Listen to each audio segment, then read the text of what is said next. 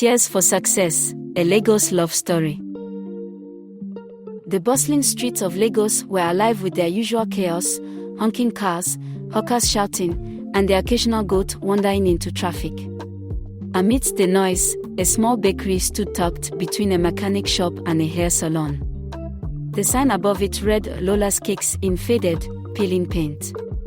Inside, Lola, a determined woman in her late 20s, was battling her ancient oven, which seemed to have a personal vendetta against her. "Oh, this oven," Lola muttered, wiping flour off her face. "If you burn this batch again, I swear I'll replace you with a charcoal grill." Her best friend, Funk, walked in carrying a tray of slightly lopsided cupcakes. "Lola, these ones are, well, let's just say they're unique. But don't worry, Lagosians love unique." Lola sighed, leaning against the counter. "Funk, if I don't sell something soon, I'll have to close this place.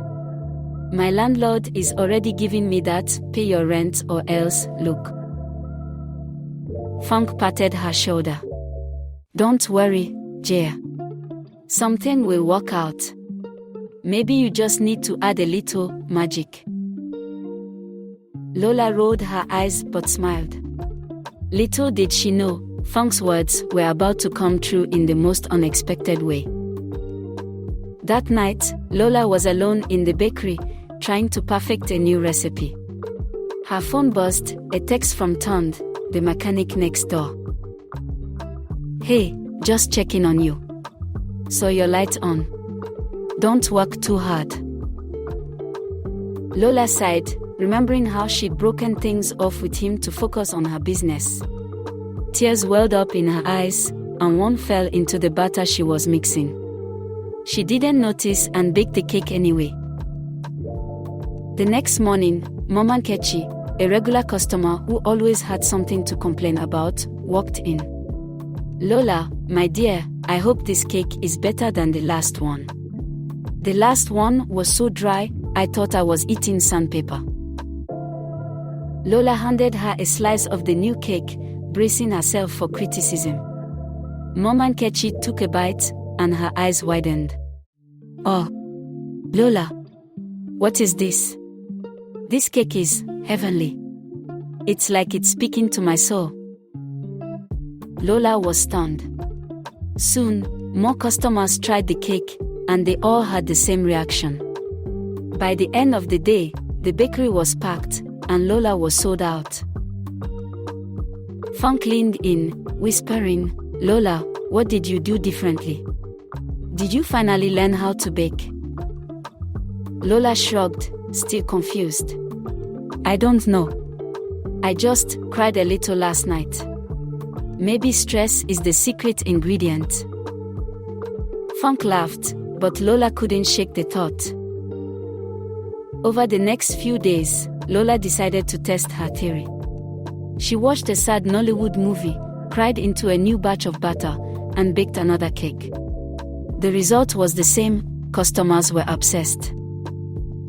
"This cake is like crack."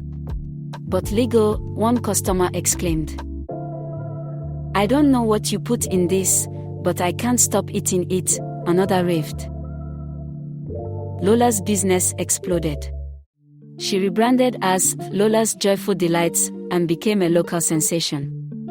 Her face was everywhere, billboards, TV ads, even on the side of downfall buses. But success came at a cost. Lola was constantly trying to keep up with demand, and her emotional well-being began to suffer. She started avoiding Tond, who still cared for her despite their breakup. He'd watch her from his mechanic shop, concerned but unsure how to help. Chief Adebayo wasn't just a businessman, he was a shrewd opportunist.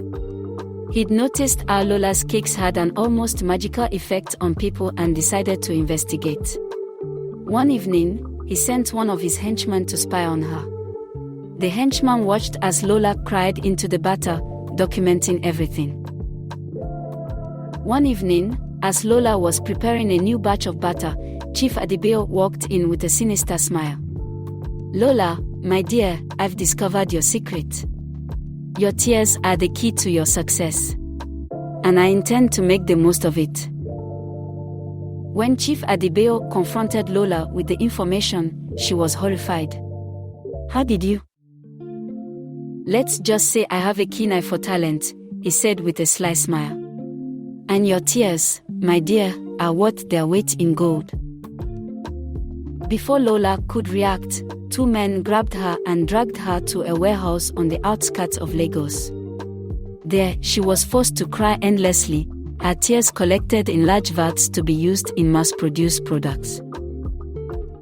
Ton noticed Lola's absence and grew suspicious. When he couldn't reach her, he decided to investigate. He remembered seeing Chief Adebayo's car outside the bakery and began piecing things together. With the help of his friends, a tech-savvy guy named Chidi and a street-smart hustler named Bola, Ton tracked down the warehouse. They devised a plan. Chidi would hack into the security system, Bola would create a distraction, and Ton would sneak in to rescue Lola. The plan worked perfectly. Chidi disabled the cameras, Bola set off a fire alarm, and Ton fought his way through the henchmen to reach Lola. As Ton freed Lola, the police arrived thanks to an anonymous tip from Chidi.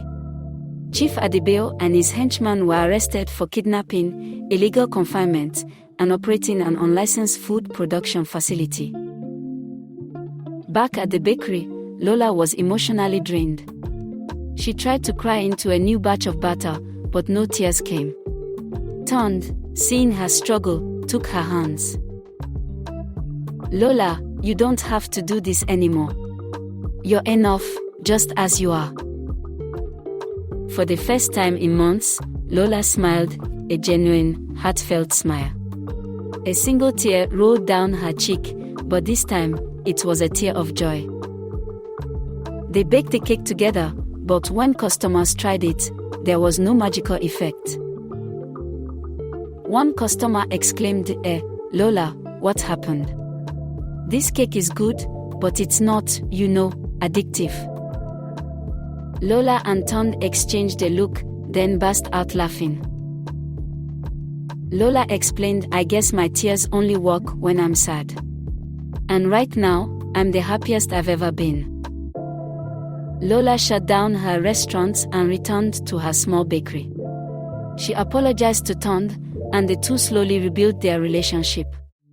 Lola realized that true success wasn't about money or fame, it was about love, authenticity, and staying true to oneself.